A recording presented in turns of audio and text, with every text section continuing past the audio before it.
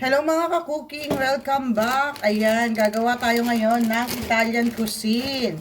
So, nagpainit na tayo ng kawali na may mantika kasi magigisa tayo ng ating lulutuin for today's video, guys.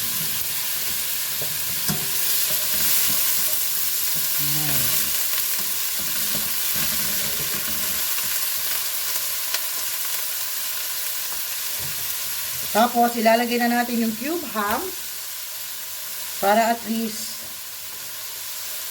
mas malasa, no?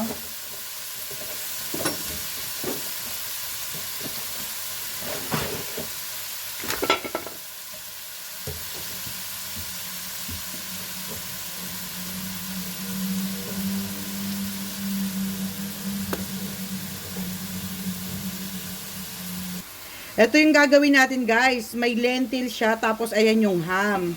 So, ayan yung gagawin namin ngayon, no? So, ayan, magpapakulo na ng tubig si Miss Bern. Oh, at ipapakuluan namin yung aming ham. So, ito yung Italian food. Cotechino, ayan. Ito po yung laman. So, ayan yung laman.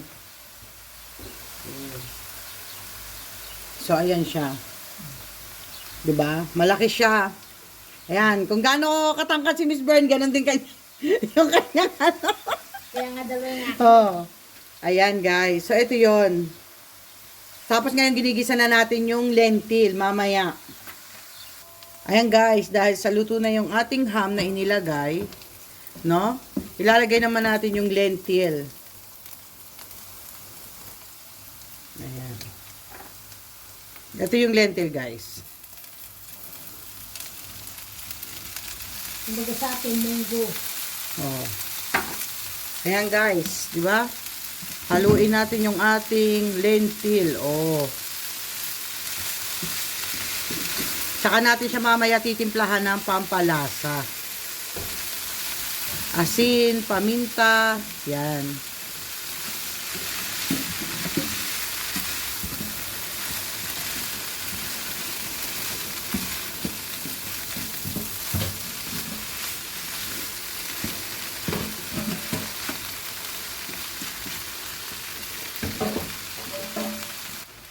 Maglalagay tayo ng konting tubig, guys. Para at least may sauce ng konti. Tapos, maglalagay tayo ng konting tomato paste. Ayan, so. Ayan.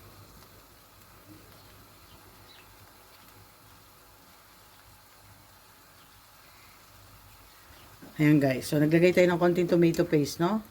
Para magkaroon siya ng magandang kulay.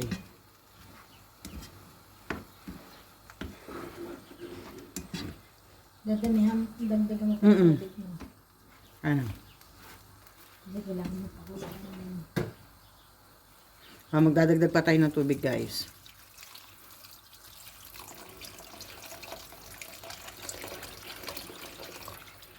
Ayan. So, ito yung ating ano ng lentil. Mamaya, magki-creamy na rin naman siya. Ayan.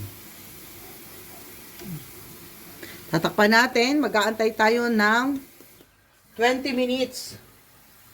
No? And guys, after 10 minutes, guys, tignan natin kung ano na yung itsura ng ating niluluto. Oy! Ayan, di ba, guys? O, paiigahin pa natin siya ng konti, guys. Para mas masarap, di ba? Paiigahin pa natin siya. So, ito yung ating lentil, o, di ba? Ayan. So, ganyan ang paggawa ng lentil, guys. Kasi yung biyanan ni Vern, mas gusto lagi may ham pa. Bukod sa may ham na ngang ilalagay na malaki, kailangan sa loob habang niluluto mo, may ham pa din. So, yan yung ating lentil. Paiigahin pa natin siya, guys. Ayan, dahil kumukulo na yung tubig, ilalagay na natin yung ating ham. Ham na rin tawag dyan, ano, te? Almost ham na rin yung tawag, di ba?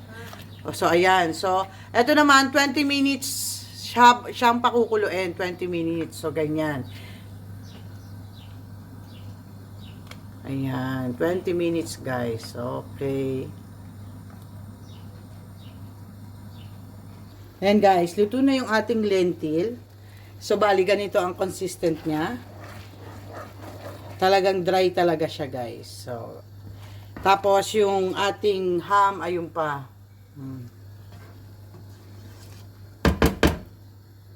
So, luto na yung ating lentil, guys. Antayin na natin maluto yung ham.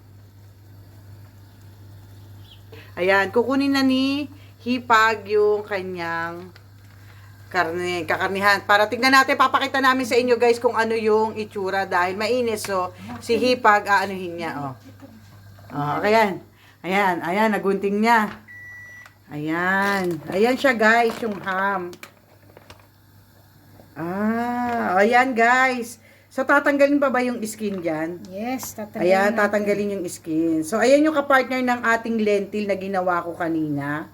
So, ayan yan. So, hihiwain mo siya and then ilalagay dyan. So, ayan. Ayan guys. So, hinihiwa na ng ganyan.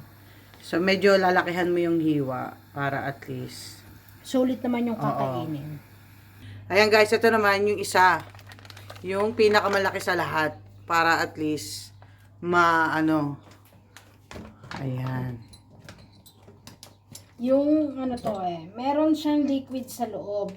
Yung liquid, huwag nyong aanuhin yung guys. So, itatapon Sa muna liquid, natin hindi yung- namin ginagamit yung liquid. Pero yung iba, ginagamit nila yan, pinaka-sauce. Kasi kasama pa rin naman yan sa, So, kami lang ang hindi kasi medyo oily siya ng konti. So, hindi, ma-fatty siya. So, hindi namin, ayan, So, hindi namin ginagamit yan. Pero yung iba, ginagamit nila kami hindi. Ayan, so. Okay. Oops. Ayan pa.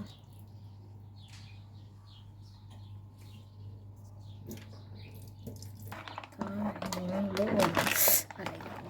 Oh, di ba? Ang laki niya, guys. So. Butchog ba? Butchog. Bundat din. Bundat. Kasi,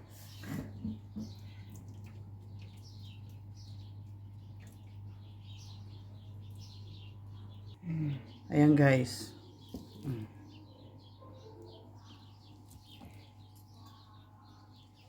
ito po yung loob niya, oh. Kita siya. Ayan. See?